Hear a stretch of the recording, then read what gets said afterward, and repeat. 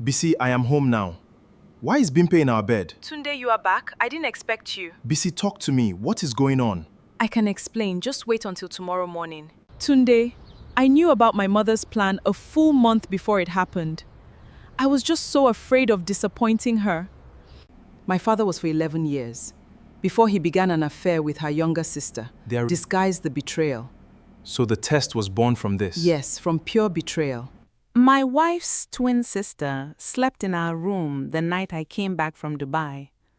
I flew back from Dubai 2 days earlier than planned, wanting to surprise my wife, and instead, I found her identical twin sister asleep in our bed, wearing my wife's nightgown in our own bedroom at 11 o'clock at night. If you think you know exactly what kind of story this is about to become, I promise you do not, because what I uncovered over the following 3 weeks nearly destroyed my marriage, not because of what actually happened that night, but because of what everyone around me was so desperate to convince me had happened instead.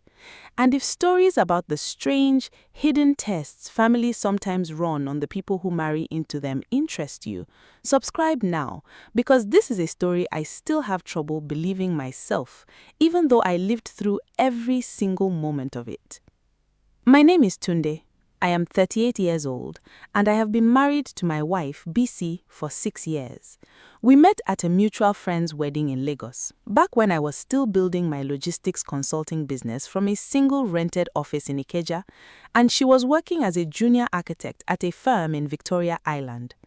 I noticed her before I ever spoke to her, standing near the entrance of the reception hall, laughing at something with a woman who looked almost exactly like her, and it took me nearly 10 minutes of watching the two of them together before I understood, with a small jolt of surprise, that I was looking at identical twins.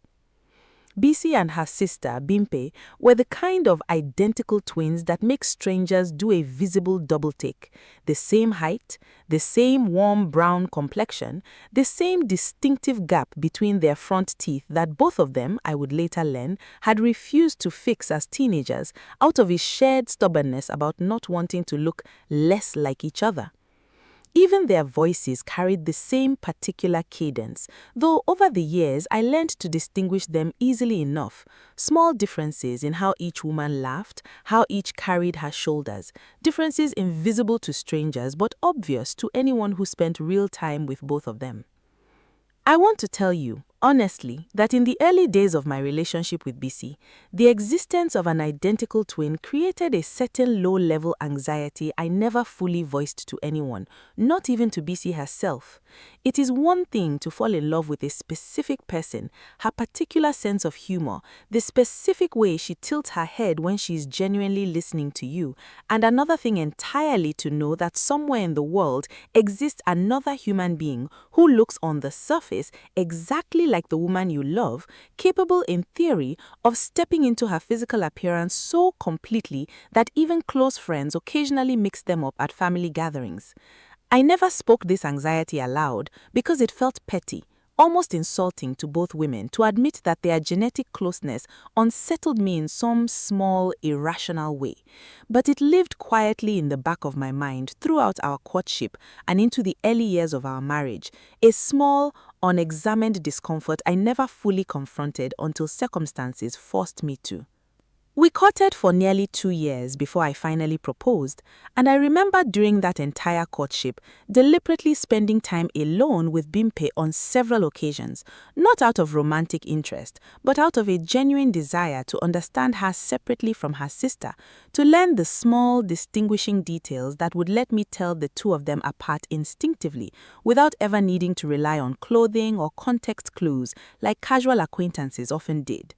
BC found this effort touching when I eventually admitted it to her, though she also teased me gently, telling me that most men in her past had simply avoided being alone with Bimpes altogether, uncomfortable with the strange, uncanny experience of spending time with someone who looked so precisely like the woman they were falling in love with. Bimpe, for her part, had always been warmly present in our relationship, present at our introduction ceremony, present at our wedding as BC's chief bridesmaid, present at nearly every significant family gathering over the 6 years of our marriage. She lived on her own in a flat across town, worked as a pharmacist at a private hospital, and had never in all the years I had known her given me any specific reason to distrust her closeness with our family. If anything, I had come to genuinely enjoy her company separately from BC, appreciating her sharper, more sarcastic sense of humor, which contrasted pleasantly with BC's gentler, more diplomatic personality. She had become over the years something closer to a genuine friend in her own right, someone I looked forward to seeing at family events independent of whatever affection I held for her sister, my wife. If this story is already making you curious about what happened that night in Dubai, or rather what happened when I returned early from Dubai, stay with me because the explanation I initially received was so unconvincing that it launched me into an investigation I never expected to conduct into my own marriage. And if you have ever discovered something in your own home that made no sense at all, please subscribe now because what I found beneath the surface of that strange night reshaped everything I understood about my wife's family. I had traveled to Dubai for a 10-day business trip, negotiating a new logistics partnership that could significantly expand my company's reach into Gulf shipping routes. The trip was going well, better than I had anticipated, and my Emirati business partners, impressed by an early agreement we reached, suggested wrapping up our remaining discussions 2 days earlier than scheduled, offering to handle the final paperwork remotely rather than requiring my continued physical presence. I called BC with the good news, telling her I would be flying home early, planning to surprise her by arriving a full 2 days before she expected me.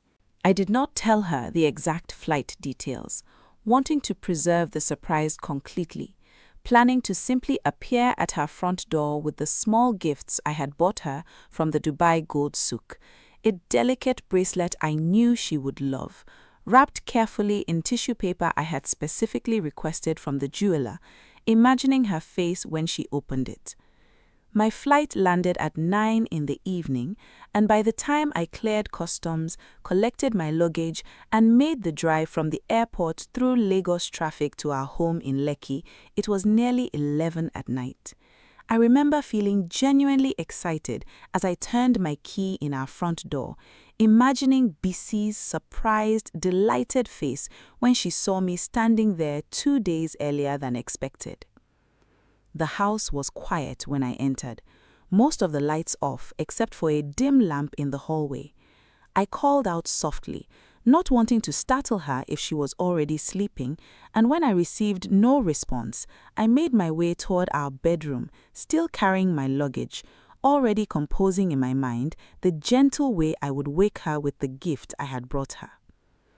I want you to imagine for a moment, standing in the doorway of your own bedroom, the room you have shared with your wife for 6 years, and finding a woman who looks exactly like her, dressed in her nightgown, asleep in your shared bed, in a room lit only by the soft glow of a bedside lamp. For one full disorienting second, my mind simply refused to process what I was seeing correctly. I actually said BC's name softly before some deeper, more careful part of my brain registered the small physical differences that told me this was not, in fact, my wife. Bimpe stirred awake at the sound of my voice, and the confusion, the outright panic that crossed her face in that first waking moment told me immediately that whatever explanation was coming, it was not going to be a simple, comfortable one. Tunde, Bimpe said, sitting up quickly, pulling the blanket around herself with an urgency that somehow made the situation feel even more suspicious rather than less. You are not supposed to be back on Thursday. Where's BC? I asked, my voice tighter than I intended, my mind racing through a dozen terrible possibilities in the space of a few seconds. BC traveled to Ibadan, Bimpe said, quickly, too quickly, the words tumbling out of her in a way that felt rehearsed rather than natural. Our mother needed help preparing for a family event this weekend, and BC asked me to stay here and check on the house while she was away, since her housekeeper is on leave this week. And you decided to sleep in our bed, I said slowly. wearing my wife's nightgown. Bimpe's face flushed, and for a moment she seemed genuinely unable to find an answer. My own clothes were in the wash, she finally said. BC told me I could borrow something of hers if I needed to. I did not think you would be back so early. I am sorry, Tunde. This looks strange, I know, but nothing happened here that you need to worry about. I want to be honest with you about my state of mind in that moment. I did not, even in my shock and confusion, genuinely believe that Bimpe and I were somehow involved in an affair with each other. An idea that felt almost absurd, given the years of purely sibling-like, sometimes teasing familiarity between us. But something about her explanation felt deeply, obviously incomplete. The kind of story assembled hastily under pressure, rather than one grounded in simple, comfortable truth. Why would BC's own twin sister, a grown woman with her own flat across town, choose to sleep in our marital bed rather than the guest room down the hall, a room specifically furnished for this kind of situation, complete with its own fresh linens and a working air conditioner BC had installed the previous year specifically for visiting family? I called BC immediately, my hands unsteady as I dialed her number, and when she answered, her voice carried the same startled, too quick quality that Bimpe's had, a matching nervousness between the two sisters that only deepened my growing sense that something significant was being withheld from me. Tunde, BC said, her voice tight with what sounded like genuine alarm once I explained what I had found. I can explain everything but not over the phone. Please, just wait until I get home tomorrow morning. I will explain everything. If you have ever been asked to simply wait patiently for an explanation to a situation that already feels deeply wrong, you understand the particular agony of the night that followed me. I did not sleep. I sat in our sitting room until dawn, Bimpe having quietly retreated to the guest room once I made clear I had no intention of sharing our bedroom with her that night, my mind cycling endlessly through explanations both reasonable and increasingly paranoid. I opened my phone at one point, nearly 2 in the morning, scrolling back through old photographs of BC and Bimpe together at family events, searching almost desperately for some clue I might have missed over the years, some sign of a deeper family secret hiding in plain sight behind all those smiling, matching faces. I found myself during that long, sleepless stretch, replaying small moments from our courtship and marriage that I had never before examined with any real suspicion. I remember the strange comment BC had made years earlier during our engagement when she told me, almost offhandedly, that her mother wanted to get to know me properly before the wedding, insisting on several private conversations between us that BC herself had never been present for. Conversations I had always assumed were simply the ordinary vetting any protective mother might conduct with her daughter's fiancé. I remembered, too, an unusually direct question Mrs. Adewale once asked me early in my relationship with BC about whether I found Bimpe attractive, a question I had answered honestly and simply at the time, telling her that Bimpe felt entirely like a sister to me, never once suspecting that my answer was being carefully filed away for later use. If this uncertainty is building tension for you the way it built inside me that entire sleepless night, please subscribe now, because what BC finally told me the following morning and what I later discovered lay even deeper beneath that explanation revealed something about her family I had never once suspected in 6 years of marriage. BC arrived home just at 7 the next morning, and I could see immediately in the exhausted, anxious lines of her face that whatever conversation was coming would not be a simple one. She had clearly not slept either, her eyes red-rimmed, her hands trembling slightly as she set her handbag down on the dining table. We sat together, Bimpe having quietly retreated to give us privacy, and BC took a long, unsteady breath before she began speaking. "There is a tradition in my mother's family," she said slowly, "that I have never told you about, because I always hoped, genuinely, that we would never need to invoke it. My mother comes from a line of women who believe very deeply in testing the loyalty of the men their daughters marry, using exactly the kind of situation you walked into last night. I stared at her, certain for a moment that I had misheard something crucial. Testing my loyalty, I repeated slowly, by having your twin sister sleep in our bed? It is called the switching test in our family, Bessie said, her voice growing quieter with what looks like genuine shame. It goes back generations, at least to my great-grandmother's time. When a woman in our family marries, at some point during the early years of the marriage, usually without warning, her identical or near identical female relative is positioned in a situation designed to test whether the husband can be tempted, confused, or manipulated into betraying his wife, even under circumstances of apparent opportunity or ambiguity. My mother went through this test herself with her own younger sister, my aunt, decades ago. I went through it, or rather, you went through it, without either of us discussing it beforehand, because my mother insisted the test only holds validity if the husband has no advance warning it is coming.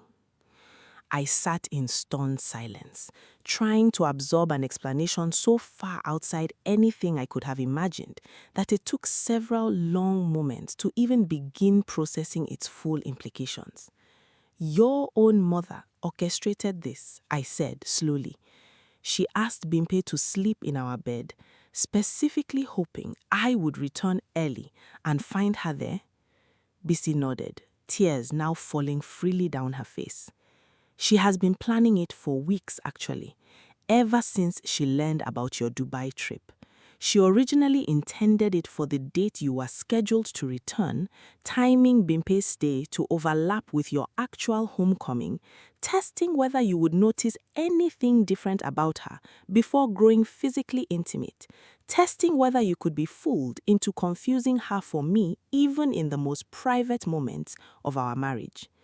When your trip ended early, it created exactly the kind of unexpected disruption my mother, ironically, believes makes the test even more valid, because a man caught truly off guard reveals his real character more honestly than one given time to prepare himself. If you think this revelation is shocking enough on its own, I promise you, what I discovered over the following weeks, digging deeper into the history and reasoning behind this family tradition, revealed layers of pain and history I never expected to find beneath what initially seemed like simply a bizarre, invasive family custom. And if you are still with me, please subscribe now, because the deeper reason behind this generations-old test is far more heartbreaking than the test itself. I want to be honest with you about how I felt in that moment, sitting across from my wife, learning that her own mother had orchestrated a situation specifically designed to place me in a position where infidelity, confusion, or betrayal might occur, all without my knowledge or consent. My first reaction was pure anger, a feeling of having been manipulated and tested like some unwitting experiment, rather than trusted as the husband I had genuinely tried to be for 6 years. I told Bisi that morning that I needed time away from the house, from her entire family, to process what I had just learned. And I left, driving aimlessly through Lagos traffic for hours, trying to make sense of a situation that felt, at every angle I examined it, deeply wrong. I ended up parked near the Lekki-Ikoyi Link Bridge, watching the water for what must have been over an hour, replaying 6 years of marriage in my mind, searching for any sign I might have missed that would have warned me about the family I had married into. I thought about small moments I had never examined closely before. The careful, almost formal way Mrs. Adewale had always observed me at family gatherings. The occasional strange comment Bisi's aunt had once made years earlier about how some husbands surprise you and some disappoint you, and you never really know which until you test them properly. I had dismissed that comment at the time as simply a strange offhand remark from an elderly relative. Sitting by that bridge, it took on a different weight that evening. I called my own mother that evening, unable to hold the weight of what I had just learned entirely by myself any longer. And though I did not tell her every detail, I explained enough for her to understand the shape of what had happened. She listened quietly, and when she finished, she told me something I have carried with me since. Every family carries its own private fears forward in its own private ways, she said. Some families pray over them, some families argue about them at every gathering until everyone is tired of hearing it, and some families, it seems, build entire rituals around them, without ever stopping to ask whether the ritual itself has become a wound of its own. You are not wrong to be angry, Tunde, but you will have to decide in the coming weeks whether the woman you love is separate from the family that raised her, or whether loving her means learning to stand inside their history with her, difficult as that history clearly is. Over the following days, staying with a close friend rather than returning immediately to our shared home, I found myself unable to simply accept Bisi's explanation at face value, unable to move forward in our marriage without understanding more fully why her family maintained a tradition this invasive, this fundamentally distrustful of the men who married into it. I decided eventually to speak directly with Bisi's mother, a formidable woman named Mrs. Adewale, someone I had always respected but never felt fully close to during 6 years of marriage to her daughter. Mrs. Adewale received me in her sitting room with a composure that surprised me, given what I had just learned about her role in orchestrating the situation I walked into. She did not immediately apologize, and something in her steady, unflinching gaze told me she genuinely believed without reservation in the validity of what she had arranged. "You are angry," she said, once I had explained why I had come. "I understand that, but I need you to understand something about why this tradition exists in our family. Something my own mother told me when I went through this exact test with my younger sister, decades before you ever met Bisi. If you have ever discovered that a painful family tradition grew out of an even more painful original wound, you understand the particular unsettling grief I felt listening to what Mrs. Adewale told me next, a story that reframed everything about the test I had just unknowingly failed to properly navigate. My own father," Mrs. Adewale said slowly, "was married to my mother for 11 years before he began an affair with my mother's own younger sister, my aunt, a woman who looked so similar to my mother that extended family members sometimes struggled to tell them apart at gatherings, the way Bisi and Bimpe are struggled with today.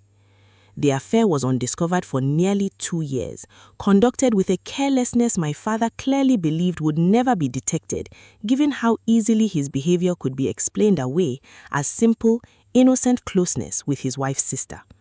When my mother finally discovered the truth, the betrayal nearly destroyed our entire family, not simply because of the affair itself, but because of how completely my father had exploited the physical similarity between the two sisters to conduct it in plain sight, hiding intimate moments behind explanations of innocent, sisterly proximity that no one thought to question. I sat in Mrs. Adewale's sitting room, absorbing a family history far darker and more painful than anything I had imagined lay behind the strange test I had just experienced. "So, this tradition," I said slowly, "grew out of your mother's own betrayal." My mother created the switching test shortly after her own marriage finally recovered from that betrayal, Mrs. Adewale confirmed, her voice carrying the particular steadiness of someone who has told this story to herself many times over the years, shaping it into something she could live with. My mother believed and taught me to believe that a husband who could be tempted, confused, or manipulated by physical similarity alone, even in a moment of apparent innocent opportunity, revealed a fundamental weakness in his character, a weakness that would eventually surface in far more damaging ways later in the marriage, exactly as it had with my own father. She believed the test, uncomfortable and invasive as it undoubtedly is, offered an early warning, a way to identify dangerous weakness before it had the opportunity to fester into actual devastating betrayal. Years into a marriage, when children and shared history make the consequences of discovering such weakness even more catastrophic. And when you underwent this same test yourself with your own sister, did it feel like protection or did it feel like violation? Mrs. Adewale was quiet for a long moment before answering, and something in her careful hesitation told me the question had touched a place she had not fully examined in years. Both, she finally admitted. I remember feeling at the time a strange combination of relief when my husband passed the test and a lingering resentment I never fully voiced to my own mother, a feeling that something had been taken from the early trust of my marriage that could never be fully returned regardless of how the test itself concluded. I told myself for years that the protection the test offered was worth that cost. Sitting here with you now, Tunde, watching what nearly happened between you and Bisi over these past days, I find myself questioning for the first time in decades whether I was right to believe that. If this deeper history is reframing your own understanding of everything that happened that night in my bedroom, stay with me, because I still had to reckon over the following weeks with what it actually meant that I had reacted the way I did, waking Bimpe with confusion and immediate suspicion rather than any hint of temptation or confusion about her identity. And if you want to understand how Bisi and I ultimately walked through this revelation together, please subscribe now, because what came next tested our marriage in ways I never expected. I want to be transparent with you about something important, something that took me considerable reflection to fully articulate even to myself. Despite the shock and anger I felt learning about this elaborate, invasive test, I also had to confront an uncomfortable truth about how I had actually behaved that night. Information that, once I fully examined it, offered its own strange kind of clarity about what Mrs. Adewale's tradition was actually designed to measure. The truth was, from the very first moment I saw Bimpe asleep in our bed, some instinctive part of me had almost immediately recognized that something about the situation felt wrong, felt different in ways I could not have consciously articulated, but that had nonetheless shaped my entire reaction. I had not, even for a confused, disoriented second, felt anything resembling attraction or temptation looking at a woman who shared my wife's exact physical appearance. My overwhelming instinct had been suspicion, confusion, and a kind of protective alarm on Bisi's behalf, wondering immediately where she was and why her sister occupied the space that belonged uniquely and completely to her, regardless of how physically similar the two women might appear to an outside observer. Understanding this about my own reaction weeks after the actual event helped me finally begin processing the entire situation with something closer to equanimity than the pure anger I had initially felt.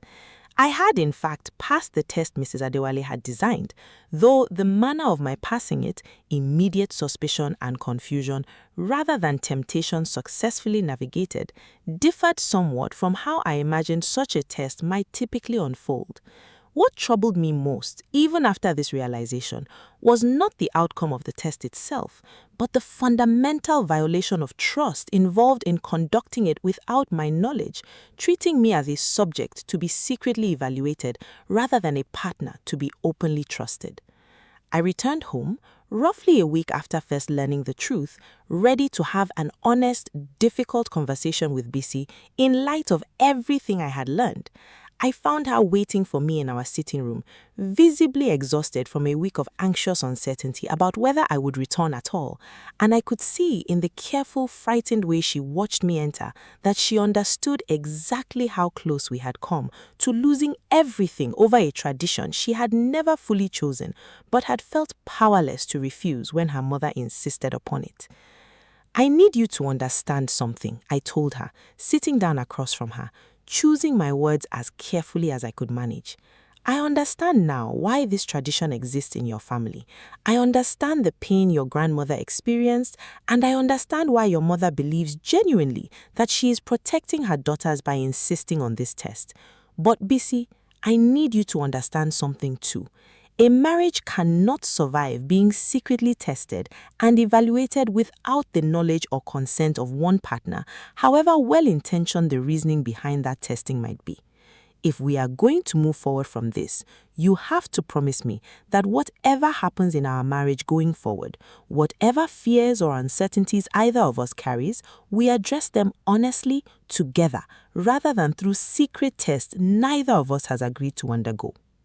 Bisi wept as I spoke, nodding through her tears, and told me with what felt like genuine, hard-won honesty that she had spent the entire preceding week wrestling with exactly this realization herself, recognizing that her own silent complicity in her mother's plan, however uncomfortable she had felt about it privately, represented its own kind of betrayal of the openness a real marriage required.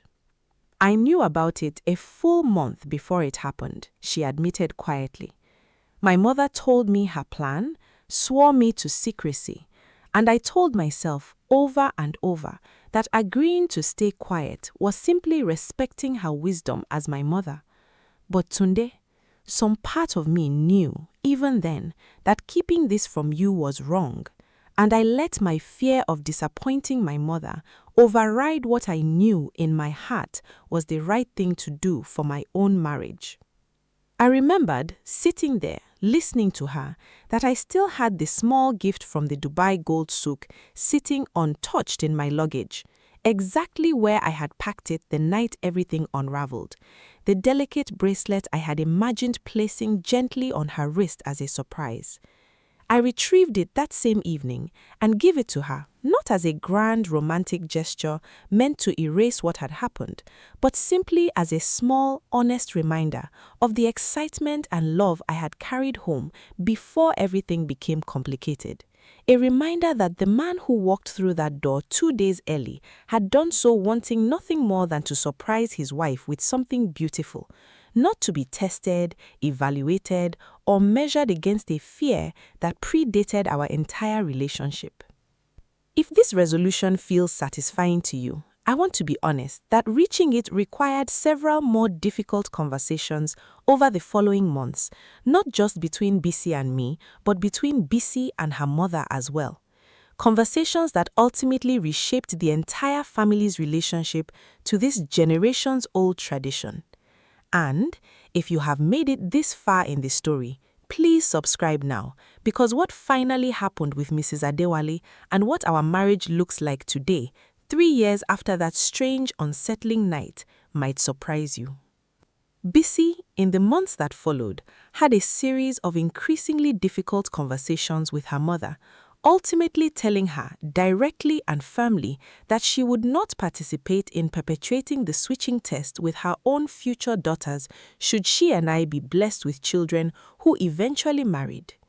Mrs. Adewale, initially resistant to what she perceived as a rejection of wisdom hard-won through her own mother's painful history, eventually softened somewhat, particularly after Bisi pointed out, gently but persistently, that the test itself had nearly destroyed our marriage, regardless of whether I had technically passed it, that the secrecy and manipulation involved in conducting such a test carried its own capacity of damage entirely separate from whatever infidelity it was originally designed to detect or prevent.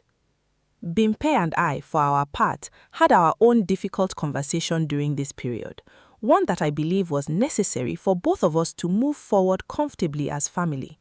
She apologized directly to me, explaining that she had felt deeply uncomfortable participating in her mother's plan from the very beginning, but had struggled to refuse an elder's direct request within the cultural framework both she and Bisi had been raised inside, a framework that placed significant weight on deference to a mother's judgment, however uncomfortable that judgment might feel to the younger generation asked to carry it out. I should have told you directly, that same night, exactly what was happening, Bimpe admitted, sitting across from me, in a conversation that felt necessary for both of us to properly heal from what had happened. I let the confusion and awkwardness of the situation push me toward vague, unconvincing excuses instead, and I understand now how much unnecessary pain that caused you during that first sleepless night, wondering what you had actually walked into. I think, in some strange way, I was also being tested that night. Tested to see whether I would maintain our mother's secret, even under direct, uncomfortable pressure, and I failed that particular test almost immediately, the moment I saw how genuinely confused and hurt you were standing in that doorway. Our marriage today, 3 years after that unsettling night, is stronger, I believe, for having survived a test I never consented to take, but somehow, through immediate instinct rather than conscious effort, passed anyway. Bisi and I speak far more openly now about the fears and uncertainties that exist beneath the surface of any marriage, insecurities about fidelity, about trust, about the particular vulnerability of loving someone completely while never having full access to what happens inside their mind when you are not present to witness it. We have chosen together to build our own family traditions rather than automatically inheriting every practice passed down from previous generations, understanding that some inherited wisdom, however well-intentioned in its origins, can cause more damage than the very harm it was originally designed to prevent. Mrs. Adewale and I have reached over the past 3 years a cautious but genuine peace with each other, built gradually through the ordinary accumulation of family gatherings, shared meals, and small moments of connection that slowly replaced the wariness that understandably existed between us in the immediate aftermath of learning what she had orchestrated. She has never fully apologized in the direct, explicit way I once hoped she might for the specific pain her plan caused our marriage, but she has, in her own careful way, acknowledged through small gestures and softened conversations over the years that the switching test, whatever protective wisdom originally inspired it, exacted a cost on the people forced to undergo it that her own mother's generation may not have fully anticipated or valued appropriately against the protection it offered. We now have a daughter of our own, just past her first birthday, and I think about her often when I consider everything that happened during those difficult weeks 3 years ago. I think about the family tradition she will never be asked to endure, the secret test her own mother has firmly refused to pass down to her, and I feel a particular quiet gratitude that our small family has managed to break a cycle that stretched back unquestioned for at least 3 generations before us. Bisi has told me more than once that watching our daughter grow has strengthened her resolution on this point beyond anything Mrs. Adewale's disapproval could shake, a certainty that whatever fears her own mother carried forward from that original betrayal decades ago, our daughter deserves to build her own marriage on open trust rather than inherited suspicion. If there is one thing I want you to take from my story today, it is this. The traditions and protective instincts passed down through generations, however painful their origins, however well-intentioned their purpose, deserve to be examined honestly by each new generation asked to carry them forward, rather than accepted automatically simply because they once served a real, understandable need. A wound inherited and passed forward without examination can cause new damage entirely separate from whatever original harm it was designed to prevent. And sometimes, the healthiest choice a family can make is choosing deliberately and with full awareness of the history involved to finally set an old, painful pattern down. Thank you for staying with me through this story today. If it surprised you, if you have ever discovered a hidden family tradition or expectation that reshaped your understanding of the people closest to you, please subscribe to this channel because we share real stories exactly like this one every single week. Stories about the strange, hidden currents running beneath the families we believe we understand completely. And if you have your own story about a family tradition that tested your marriage or your relationships in ways you never expected, leave it in the comments below. Because I promise you, stories like ours deserve to be told, examined, and sometimes, finally, set down. Until next time, ask the questions your family may be avoiding, and never be afraid to examine the traditions you have inherited, however deeply rooted they may seem.